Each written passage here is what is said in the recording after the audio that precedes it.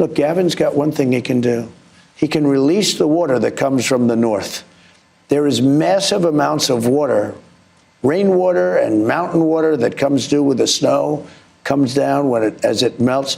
There's so much water, they're releasing it into the Pacific Ocean.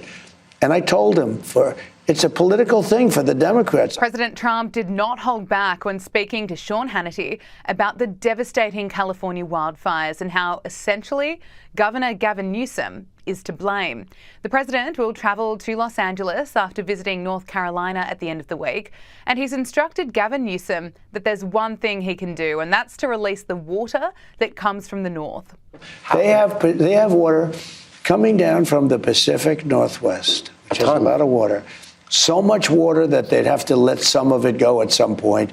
They don't need reservoirs. They don't need any. They're spending all this money on these reservoirs, and they're fake reservoirs. You know, But the reservoirs were empty. The hydrants didn't work, and they're not practicing the science of forestry, which is the sprinklers didn't work in the homes because they had no water. Think of it. We have sprinklers.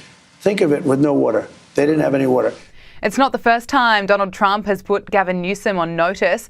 He claims that he warned Newsom to do something about forest management on the first day they met. Donald Trump says he wants to link future federal aid funding to California with them practicing the science of forestry.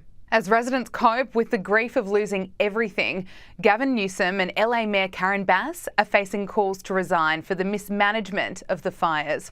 Donald Trump's warning to Gavin Newsom comes as another wildfire burns out of control north of Los Angeles, prompting thousands of people to flee their homes. Authorities are warning the Hughes fire is an immediate threat to life. Okay, we're going to take you live now to pictures coming out of Los Angeles into the newsroom. Of course, extreme vision there that we're seeing where firefighters are tackling a fast-moving wildfire burning in the Castaic area. At this stage, we understand 4,000 firefighters have been assigned to this fire. Of course, you can see it is rapidly becoming out of control there, and the fire burning there, the blaze is burning at a rate of more than 12 hectares a minute, which is the equivalent length of 23 football fields, prompting mandatory evacuations. The most recent information that we can bring you is that 31,000 people are under evacuation orders. They've been told by authorities to grab critical items, including just a small backpack, including critical medical supplies and paperwork too that they wish to take with them.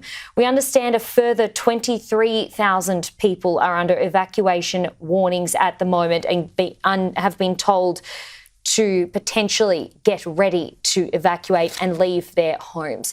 Of course, just repeating, this is in the Castaic area. We understand this is in the northwesterly direction of Los Angeles. Understandably, though, the concern for people there, this comes just a week or so after those catastrophic fires that burned right through Los Angeles only recently. Understandably, so much fear for those people there and leaving their homes behind. The images that you're seeing on the screen now are people, of course, evacuating.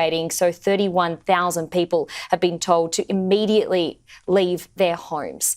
We will, of course, bring you updates on this. The firefighters there and those on the front line just doing incredible work at the moment to establish perimeters in the area and also contain those hotspots that have been burning overnight. We know that the winds can be so unpredictable and can change within a moment's notice.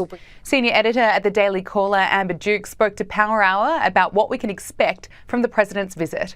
Well, in LA, Donald Trump has been talking about the need to, of course, pass federal assistance for the recovery efforts in Los Angeles and in North Carolina as well. But the LA efforts are particularly prescient because Trump wants to roll that aid package into a larger reconciliation bill that includes a lot of his other policy priorities. And he's hopeful that tacking on the LA wildfire funds will entice some Democrats to vote for that package. However, if Republicans get their way, like Speaker Johnson has suggested, and attach conditions to that aid, then the Democrats might again leave that reconciliation bill and decide to vote against it. So this is really a big political football right now as Republicans in Congress figure out the best way to ensure that the California officials